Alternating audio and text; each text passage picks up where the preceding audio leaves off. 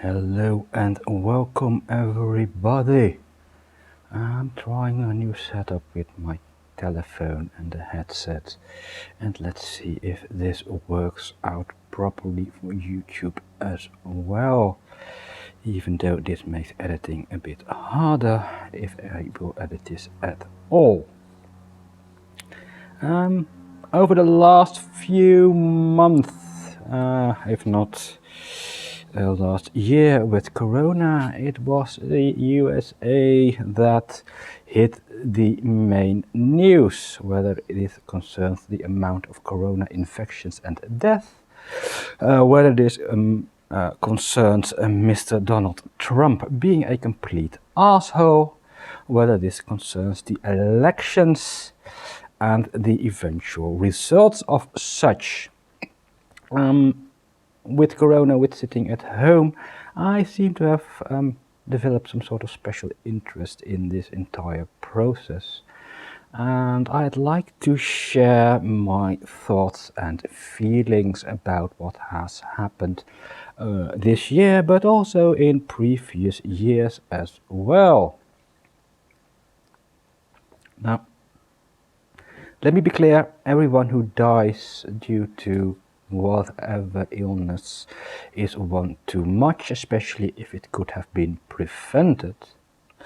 Nor do I feel or wish anyone any harm or, how would I say that, problems in life concerning mental and health matters. However, we are talking about the US of A, the United States of America, the country of which the people, well, for the last decades, kept shouting that they were the best, that they were the greatest democracy in the world, that they are number one, USA, USA, number one. Yeah, sure. Number one in what? I can go on about that for ages, but I will stick to the topic a bit. But nevertheless, for years and years and years and years, we have heard that the Americans are the best. They've got everything bigger, better, and most of all, they rejected any form of criticism and objections people outside of the USA made to their system. And now, in 2016, they voted for Trump. And people asked and wondered, how could that have been? And now in 2020, about half of the Americans still vote for Trump, regardless of the fact that he is a fascist, that he promotes racial segregation, that he promotes social segregation based on wealth, that he is homophobic, that he is a fascist, that he has no regard for human life, women's rights, and I can go on and on. Yet half of them vote for him. Might be a bit short-sighted of me, but to put it very mildly, half of them voted for a fascist. And, well, side note, if anyone wants to know how Adolf Hitler came to power in Germany and why nobody stopped him, well, I think we can have a look at the USA in the last 4 years. Now, Donald Trump is not an incident, in my opinion. The US of A has an outdated electoral system put in place by the founding fathers so that each separate state votes for their representatives in the electoral college, and the electoral college votes the eventual president. This was put in place because the founding fathers felt that, especially in the rural areas where people were not educated enough, they would have the tendency to vote for their candidate and their candidate alone, and not being able to see the bigger picture of things. And thus the electoral college was created. However, drawback of that is that even though they were probably right that back in those days the electoral college was needed because people did not know about democracy, it also made it so that there was no real incentive for the government in the end to change that.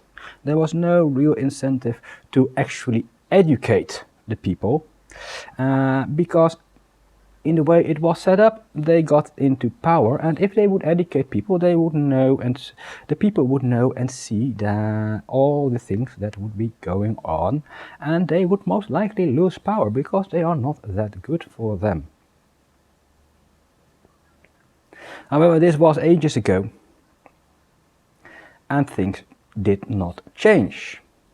Besides then that the electoral college was changed in favor of the Republicans a bit ago, but that to the side. Nobody in the US of A ever stepped up and said, no, wait, the electoral college is wrong. The electoral college system maintains the fact that the rural areas are still not properly educated about politics. They are still not seeing the bigger picture on world stage. They still do not see their own place in their own country, yet let alone in the world. With as a result that people still vote for what they feel is best for their own small niche, their own state, their own county, rather than what is best for the country or the world, though the last might be a bit too idealistic to expect. However, they just don't vote for anything other than themselves and what they feel safe with. Which is a shame, which is a pity, because this also means that they never voted for proper healthcare. It also means that they kept the Republican conservatives in office for so many years, which also means that they basically denied themselves the social perks which we have here in Europe and in most developed democracies, and even not so democratic states. And now the things are as they are. The USA has no decent healthcare. People are dying. They've been self-deluding and lying to themselves about being the greatest, being the best, and they are stuck with an ancient, archaic electoral system. They are stuck in capitalism, and they are completely polarized. This, of course, is sad. And though I do not feel pity for them, because I do feel that it could have been different. It could have been different if they were not so complacent. If they would not have been so complacent all these years by saying they are the best, they do everything better, they've got it bigger, and they are the greatest of them all. If that self-complacency would have been a bit less and a bit more introspection and self-reflection, then they could have seen that there are things not right in their society. They could have seen that things are better in Canada even, Europe. We've got better healthcare, we've got a social security net. And I think it's best shown in how the rest of the world, the modern world, has dealt with Corona compared to the US of A.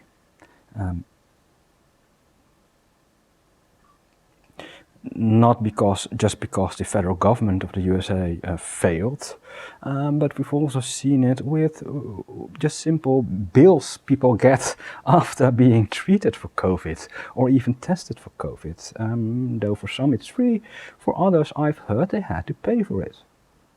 And that is odd, that is strange, that is weird, and that is sad. But it is what they wanted. It is what they wanted for all those years. Because if they didn't, they would not have voted the Republicans for so many years. They would not have put a Republican president in office for so many years. They would have protested. They would have filled the street. They should have filled the street. They should have go on the street and protest and abolish the electoral college. The popular vote, who gets the most votes, is who should win. Let alone not just somebody who is in a who is voted in by electoral college, or in some cases even the decision being made because of a judge ruling for or against counting, or for or against stopping to count, which we saw with Bush Jr. getting to power. The Americans need to realize that their society is messed up. They need to realize that the courts are not there to solve all their issues. They need to talk to each other. They need to communicate to each other. The polarization needs to stop. They need to become together. They need to become one again, united. There is no United States of America. Maybe the states might be united, though we saw very little of that during the pandemic. But the people need to unite. They need to get their act together. And if they do not, this will continue.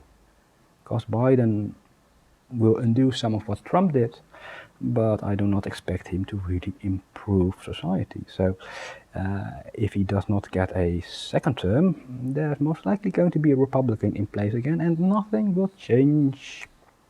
And nothing will change again. And yet we hear them screaming, we hear them shouting, we hear people crying, oh, my medical bills are so high, I had to leave my home because of the medical bills I had, and all that kind of stuff. Yeah, sorry guys, it's what you wanted.